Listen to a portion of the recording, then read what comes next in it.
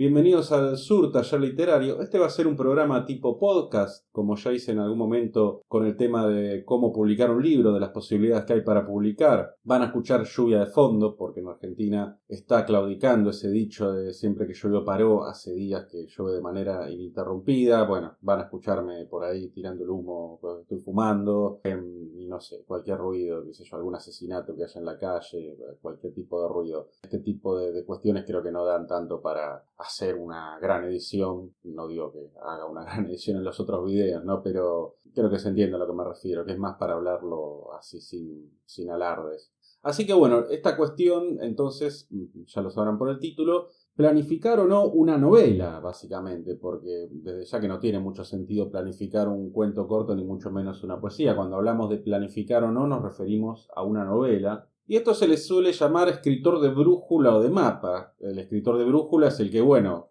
va ahí más o menos orientado al norte y al sur, tiene una muy vaga idea de lo que quiere hacer, pero está ahí como caminando a la deriva y si aparece algo bien, si llega a algún lado bien y si no, mala suerte. Y el de mapa que ya sabe a dónde quiere llegar. A ver, ¿qué conviene? La respuesta corta es que depende con lo que cada uno esté más cómodo. Y hasta cierto punto no depende de nosotros. Cada cual tiene una idiosincrasia, un poco se escribe como se vive, y habrá gente que se siente más cómoda tirándose a la pileta y otra que prefiere tener una ruta más o menos prefijada. A este respecto recuerdo una entrevista que le hacían al actor argentino Julio Chávez, que también es director, y en esa entrevista en ese momento hablaba como director, y él decía que si un actor le decía, mira Julio, yo me siento cómodo comiendo una pizza grande de mozzarella antes de cada función y haciendo eso actúo mejor que nunca.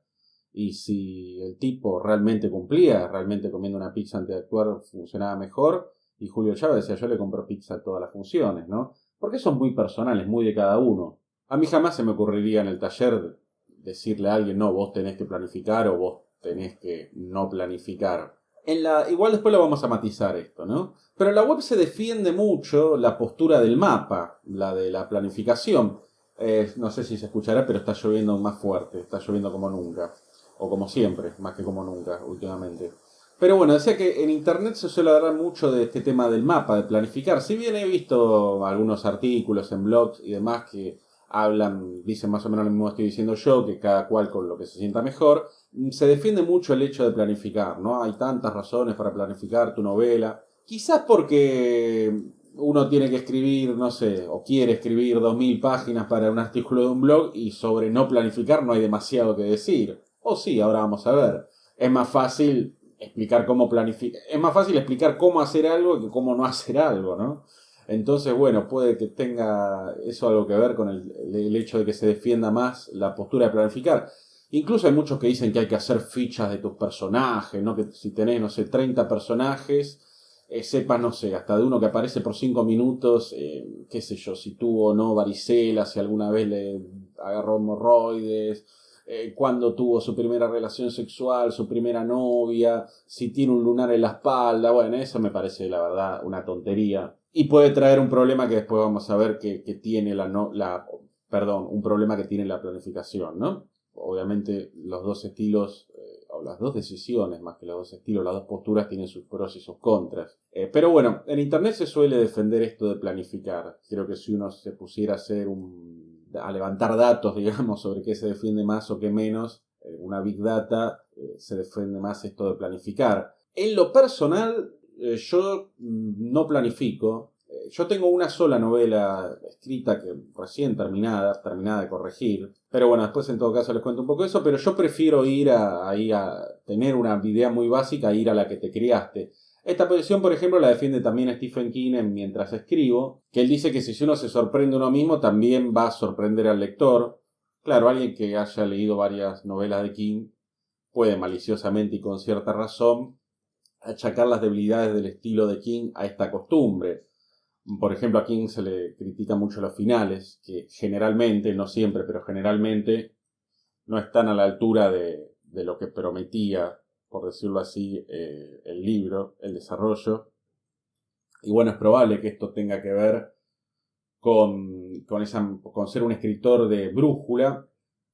Ahora bien, yo no sé si tiene tanto que ver con eso o con una mala o escasa edición. Hay que tener en cuenta que En el caso de escritores bestseller como King, a veces puede por cuestiones comerciales, por avaricia, descuidarse la edición, porque bueno, si King saca la lista de las compras, edita la lista de las compras, la va a vender, entonces bueno, se deja más o menos como quedó. Es probable que haya algo de eso, ¿no? Porque hay muchas novelas de King que le sobran demasiadas páginas y uno dice, bueno, acá King puede tener el problema de que escribe compulsivamente, se pasa de rosca, pero acá tiene que haber un editor que le diga, amigo Steven, afloja un poco, sacale estas 100 páginas, qué sé yo, 40 o 50. Pero bueno, como digo, es como King hace libros grandes, gordos y los vende, nadie se calienta mucho por aconsejarlo. Pero bueno, Marcelo Di Marco, por ejemplo, también opina igual que King, pero esto no quiere decir que un escritor que planifique obtenga malos resultados. De hecho, se puede llegar a escribir una gran novela de las dos maneras o se puede escribir una pésima novela de las dos maneras. Si fuese tan fácil como que uno de estos métodos garantizara la calidad, bueno, estaríamos todos salvados, ¿no? Pero no es así. Así que bueno, podemos empezar a hablar un poco de las ventajas.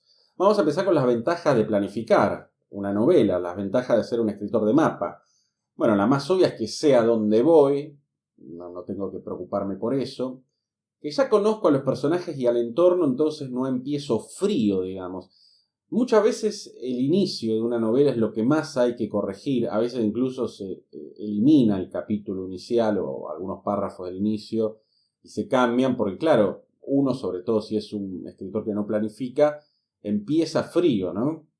Cuando digo que se elimina o se modifica, me refiero, estamos hablando ahora de narrativa, no de estilo, digamos, no de lo estilístico, de qué sé yo, de poner una coma, sacarla, de mejorar la expresión, sino de narrativa, de eliminar escenas o cambiar el orden, ese tipo de cuestiones, ¿no? Así que bueno, si yo planifico ya estoy, digamos, como que escribí antes de escribir un poco la novela, entonces no arranco tan frío y ya conozco a los personajes, ya puedo ir metiendo semillas porque sé que después voy a recoger los frutos. Otra ventaja, una gran ventaja, es que no me voy a desesperar nunca por no saber cómo seguir, que eso es algo bastante feo y que sucede cuando uno no planifica, que estoy en la página 200 de una novela, un novelón largo, ¿no? Y de golpe digo, uy, ¿ahora cómo sigo? Y es bastante desesperante, la verdad que es bastante desesperante, pero bueno, después vamos a ver qué lado bueno puede tener eso, ¿no? Porque ahí puedo sacar también la creatividad. Otra ventaja de planificar es que es más fácil ser disciplinado.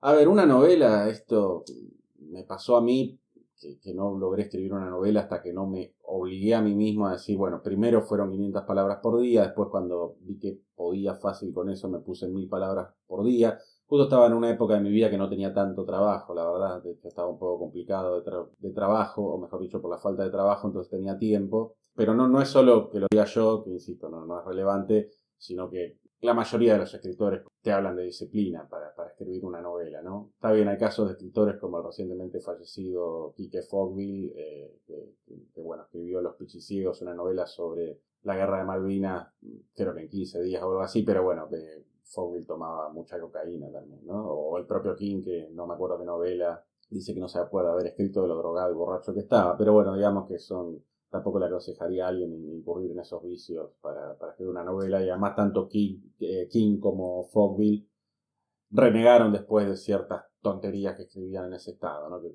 decían que lo hubiesen escrito mucho mejor de haber estado lúcidos.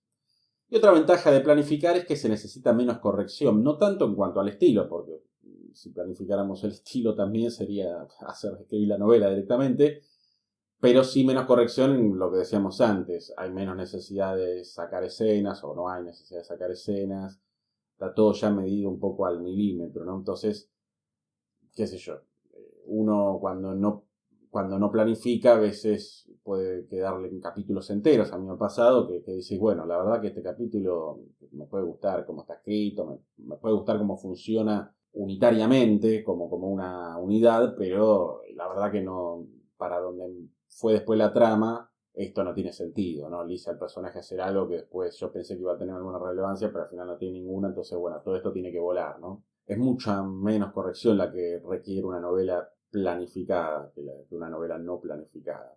Bueno, supongo que uno se puede poner a buscar más ventajas, pero creo que estas serían las básicas. Tampoco es cuestión de abrumar con esto, ¿no? Ahora, las ventajas de no planificar. Bueno, un poco lo que decía Kim, que puedo sorprenderme a mí mismo y por ende al lector, porque bueno, se me ocurre, si pasa esto, y es algo espontáneo. Espontaneidad bien entendida en la literatura, ¿no? Hay gente que entiende mal la espontaneidad, que piensa que espontáneo en literatura es escribo esto y lo dejo así nomás. No, eso está muy bien en el primer borrador, ser espontáneo, si uno quiere, insisto, pero bueno, después hay que corregirlo, ¿no? Hay una especie de idea de que todo lo espontáneo es bueno, ¿no? Qué sé yo, un pedo es espontáneo también, y no creo que nadie vaya comprando pedos ajenos por ahí. Así que bueno, esto es interesante también lo de sorprenderse a uno mismo. Hay que ver que la sorpresa sea grata, no que uno no salga con una tontería.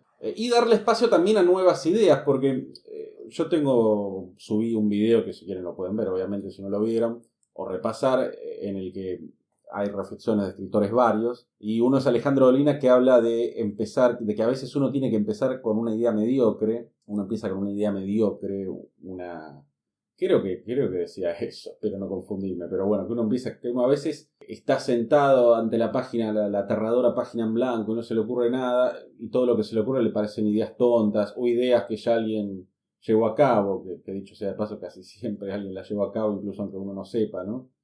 Quiero decir que algún otro escritor ya trabajó esas ideas. Y claro que si uno espera una idea maravillosa, se puede quedar ahí toda la vida. Pero lo que decía Dolina, que me parece que está bueno, es que uno puede empezar con una idea mediocre incluso en el sentido estricto, que una idea en la medianía, una idea que no es grandiosa ni horrible, y de ahí trabajarlo, laburarlo, pelearlo, y llegar a algo interesante. La musa, como toda dama, requiere un poco de cortejo, requiere que uno trabaje un poco para ganarse su amor, ¿no? Aunque sea su cariño, su simpatía, ¿no? Hay que cortejarla, aquello de la inspiración que te encuentre trabajando, ¿no? Entonces, bueno, esto de no planificar da lugar a que uno empiece con una idea más o menos, un poco cliché incluso, y que en el fragor de la escritura de repente uno se ha bendecido con ese clic que decís, por acá, y bueno, y vas por ahí. También, bueno, que si bien, como ya dijimos, uno obviamente va a tener que corregir más, es probable que el borrador lo termine en mucho menos tiempo. En el borrador de una novela planificada también hay que contar la planificación, porque si no es hacer trampa. Yo, por ejemplo, una novela que escribí, que terminé de corregir hace poco, la corregí yo, también me ayudó un montón Marcelo Di Marco a corregirla, porque yo también necesito una opinión externa, ¿no? Que uno de un taller no quiere decir que sea un sabelotodo, que no necesite que otro le dé una mano. Ojalá fuera así, ¿no? Pero por desgracia les digo que no. En ese momento tenías como 125.000 palabras, ahora tenés 110.000. Creo que te va a haber tardado 3 meses y medio, 4 meses en escribir el borrador. Pero después, claro, entre dejarla descansar un tiempo, agarrarla, en un momento querer prenderla a fuego, porque la verdad que la quería quemar, me pareció un desastre. Por encima la imprimí para leerla mejor y dije que qué gastadero de tinta. Entre después decir, bueno, no nos volvamos locos, vamos a ponernos a trabajar esto. Cambiar capítulos, modificar un montón, eliminar un montón, agregar otro tanto para pegar algunas escenas que por ahí con lo otro que se había eliminado quedaban un poco desenganchadas. Bueno, todo eso, corrección mía, con la corrección de Di Marco, dárselo a leer a otra gente, que esa gente me haga comentarios, tomar algunos y otros no, porque tampoco uno puede, por más que la gente a la que uno le dé las cosas para leer sea o deba ser, ¿no? Idealmente gente muy capaz, tampoco uno le puede dar bola a todo, ¿no? O no le puede dar bola a todos en todo, y lo ideal es que sean 3 4 personas, tampoco 15, porque si no uno se vuelve loco. Pero bueno, entre todo eso, entre mis propias correcciones de haber tomado una distancia con el texto, que siempre es bueno dejarlo un poco en el freezer para tratar de verlo con algo más de objetividad, y lo que me dijeron los demás, bueno, 1 año y pico más estuve, o sea que más o menos 4 meses de borrador o menos y 1 año y pico de corrección. Pero bueno, el borrador se termina en menos tiempo si uno no se traba, ¿no? A mí me pasó trabarme en algún momento, pero por suerte no duró mucho. Igual siempre hay una manera de seguir. Después, para mí la principal, o una de las principales ventajas, es que es más divertido. ¿Qué quieren que les diga? Esto es personal, insisto, ustedes tómenlo, déjenlo. Pero lo digo porque como en la web se suele defender tanto esto de planificar, bueno, yo les digo, para mí es un bodrio. Con todo el respeto a escritores que planifican y obtienen resultados bárbaros, pero a mí me embola. Me hace acordar al cuento de Borges, El milagro secreto, que no sé si lo leyeron, que hay dramaturgo, creo que era, no me acuerdo bien, que lo están por fusilar y en un momento el tipo pide que se frene el tiempo porque quiere terminar su obra. Se paraliza el tiempo y el tipo se queda ahí ante el pelotón de fusilamiento, como el Aureliano Buendía de Cien Años de Soledad. Pero bueno, está el tiempo paralizado, salvo por él, que tiene tiempo de pensar su novela y ya la tiene en la mente, no hace falta que la escriba.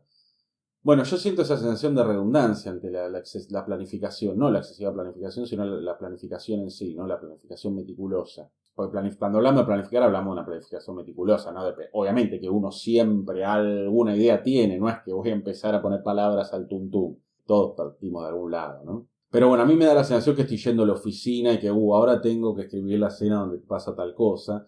Y lo peor es cuando uno tiene que escribir escenas por ahí que son funcionales, vamos a decirlo así, que qué sé yo, que toda novela tiene alguna escena que no es espectacular, digamos, como las películas, ¿no? Que por ahí tenés a dos personajes charlando una cosa, o que tenés al personaje, no sé, que fue a hacer un trámite, no sé, que es una escena necesaria para la historia, pero que uno quizá no siente un placer al escribirla como puede ser con otro tipo de escena más emocionante, qué sé yo. Entonces, creo que ese tipo de escenas sobre todo son las más tediosas para escribir si uno las tiene planificadas. En cambio, si uno las está escribiendo porque le surge, porque lo está moviendo al personaje a ver qué pasa, o hasta incluso dejándose llevar por el personaje, que a veces es cierto que parece que tuviera un poco de vida propia, por lo menos yo no siento este tedio. Insisto que esto es muy personal, ¿no? Y bueno, y si bien la corrección es mucho más ardua, repetimos, compensa el menor tiempo que se invirtió en el borrador y además este borrador se convierte, y esta ya sería otra ventaja, en una segunda escritura. Esta corrección del borrador, como es tan intensa, se convierte en una segunda escritura, ya un acto más creativo que el de simplemente corregir el estilo, ¿no? Que por supuesto que es absolutamente necesario, pero que bueno, ya cuando uno tiene cierto oficio se hace de una manera un poco más mecánica, ¿no? Más allá de que uno igual le saca lustre, hay una cuestión artística desde ya, ¿no? Porque uno no es que corrige nada más, como hacíamos antes, una coma, un punto, sino que dice, bueno, voy a usar una mejor imagen en esta escena, ¿no? Pero cuando yo no planifiqué, y es cierto que a veces a uno lo aterra ver el resultado, porque la novela es un monstruo, una cosa morfa, que uno dice, ¿qué hice? Que acabo de describir, algo espantoso, ¿no? Sobre todo cuando es tu primera novela, como me pasó a mí, que había escrito cosas por ahí de 20.000, 25.000 palabras, novelas, podríamos llamarle, ¿no? Ahí a medio caballo entre el cuento largo y la novela corta, pero nunca algo tan largo, ¿no? Entonces la verdad que casi me sentía abrumado, insisto. Tuve un par de días de depresión, quería prender fuego la novela, después me pasó. Pero bueno, la corrección, además de ser más ardua, para mí es más disfrutable, ¿no? Se convierte ya casi en una reescritura por momentos. Y bueno, es como escribir el borrador dos veces. Que en realidad no, pero bueno, espero que se entienda la imagen, hablando de imágenes, ¿no? Y también una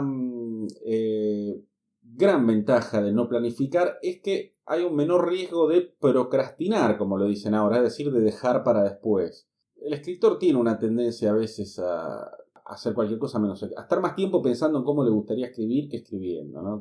Creo que hay gente que no, que es prolífica, pero bueno, a mí me pasa que a veces tengo esa tendencia a estar deseando escribir y a veces hasta buscar excusas para no hacerlo, ¿no? A veces, otras veces no, depende. Pero bueno, con esto de la planificación, hay veces que el mapa termina siendo más grande que el territorio, es decir, que la planificación termina reemplazando la novela y se convierte en algo infinito, algo kafkiano, ¿no? Uno se pasa todo el tiempo planificando y la novela no se escribe nunca.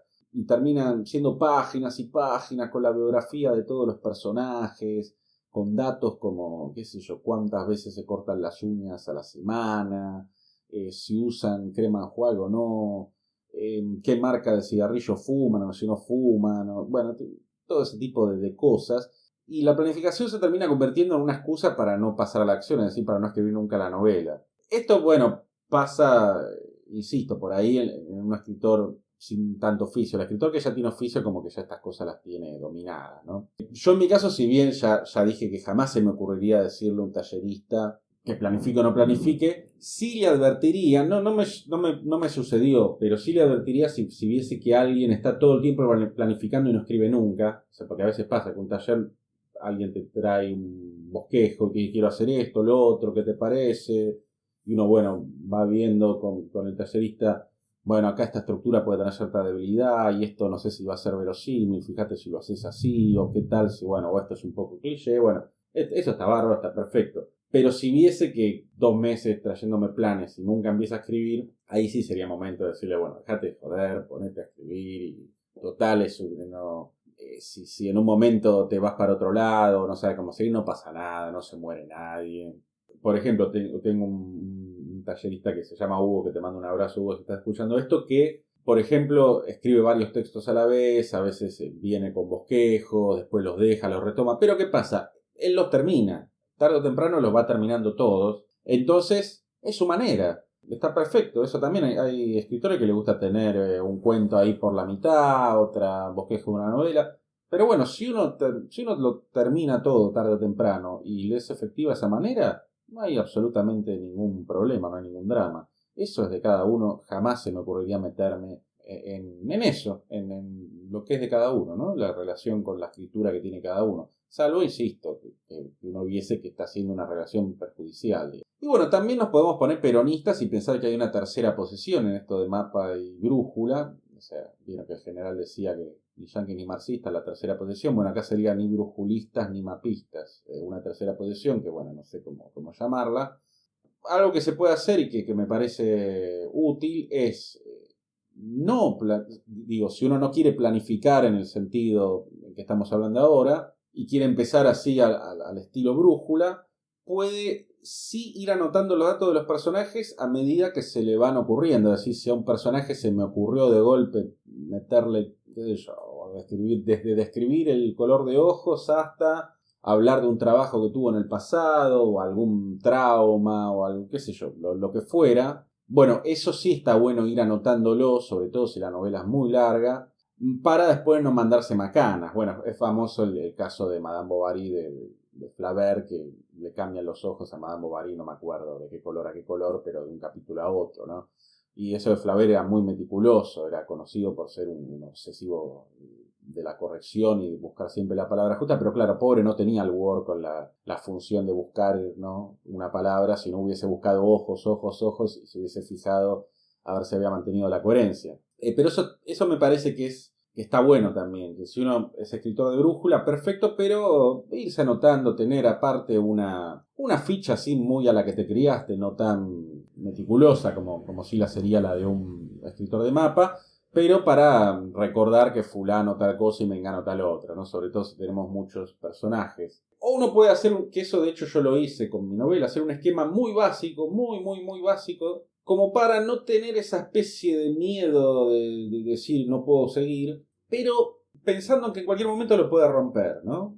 Uno tiene un esquema así muy vago de, bueno, quiero ir de acá hasta acá. De hecho, Borges, respecto a los cuentos, decía que él sabía al principio, le era dado, decía, ¿no? Así como una cosa del Espíritu Santo, las musas, qué sé yo, ¿no? Que le llegaban el principio y el final y él tenía que ver qué había en el medio. Bueno, uno puede seguir un esquema similar con una novela, más allá que en una novela lo que hay en el medio es mucho más extenso, pero bueno, puede tener, digamos, algunas escenas básicas de, bueno, esto va a ir de tal cosa. De hecho, como decía antes, uno de alguna manera siempre tiene algo en la cabeza, no vas a empezar de cero, algo así, un punto de partida tenés. Pero bueno, uno puede tener un punto de partida, un punto de llegada y un par de puntos medios, ahí como para orientarse, pero tranquilamente puede abrirse o dejar que eso se rompa en cualquier momento, ¿no? Que tiene que ver un poco con esto que decía Dolina de empezar con una idea mediocre, pero con la intención y con la fe, podríamos decir, porque hay que tener algo de fe también para escribir una novela. No me refiero a que uno crea en una religión, diga que tener fe en lo que uno está haciendo, ¿no? Tener la fe de que en algún momento eso va a derivar en algo mejor por la propia inercia de la escritura, ¿no? Entonces eso está bueno también, tener como un esquema muy básico con las esperanzas de romperlo para bien. Y bueno, también una cosa que quería matizar es que si bien esto es muy personal, también depende bastante del género, o en algunos géneros particulares, si se quiere. Yo creo que ahí sí recomendaría planificar. Por ejemplo, si uno quiere hacer una fantasía épica al estilo Señor de los Anillos, y ahí creo que, bueno, incluso se habla, yo no soy un experto específicamente en esas cuestiones, ¿no? Puedo dar una mano a alguien como doy una mano en todos los géneros, algo leído del el género, pero no soy un fan, digamos, ¿no? Pero se habla mucho del world building, o la construcción de mundo, ¿no? De ya tener construido un mundo justamente con todas sus razas, con sus modos de vida, sus culturas, bueno, ese tipo de cuestiones, ¿no? También se me ocurre que en la ciencia ficción, depende qué tipo de texto sea, pero bueno, uno también puede, no sé, si quiere hacer una distopía tipo 1984, bueno, ya tener anotadas las características de ese gobierno distópico, ¿no? Por ejemplo, ¿no? Así que es cierto que algunos géneros, algunas estructuras, algunos tipos de novela, puede que en esos casos particulares lo mejor sea planificar. Tampoco ni loco se lo impondría a un tallerista que viniese con las intenciones de escribir algo así o con un texto en progreso de ese tipo. Pero sí le diría esto como para que lo tuviera en cuenta, que es más fácil, obviamente, cuanto más grande en el sentido más extensa es una novela y más ambiciosa una estructura, cuanto más personajes hay, más tramas y subtramas, bueno, es más fácil que se caiga todo el edificio a pedazos y que en algún momento sea muy difícil retomar. Así que en algunos casos particulares quizás sí podría, muy a mi pesar, incluso comulgar con esto que dicen muchos en la web de la planificación. Por lo demás, no sientan culpa si tienen alma de escritores de brújula y ven que la web recomiendan esas fichas interminables de personajes y bueno. Y tampoco, por supuesto, sientan culpa si les gusta planificar. Insisto, se puede escribir una buena o una mala novela de cualquiera de los dos modos. Así que bueno, eso es lo que les tengo para decir sobre el tema. Espero que les haya sido útil. Si quieren, coméntenme qué tipo de escritores son ustedes o qué inquietudes tienen al respecto. Que si les parece que me olvidé de mencionar alguna ventaja o desventaja importante para cualquiera de las dos actitudes o los dos hábitos ante la literatura. Y bueno, recuerden que mi nombre es Alejandro, este es El Sur, Taller Literario. Suscríbanse si llegaron hasta acá, si les interesó, pongan me gusta, comenten y todo eso que se dice al final de los vídeos de YouTube. Y nos vemos la próxima. Saludos.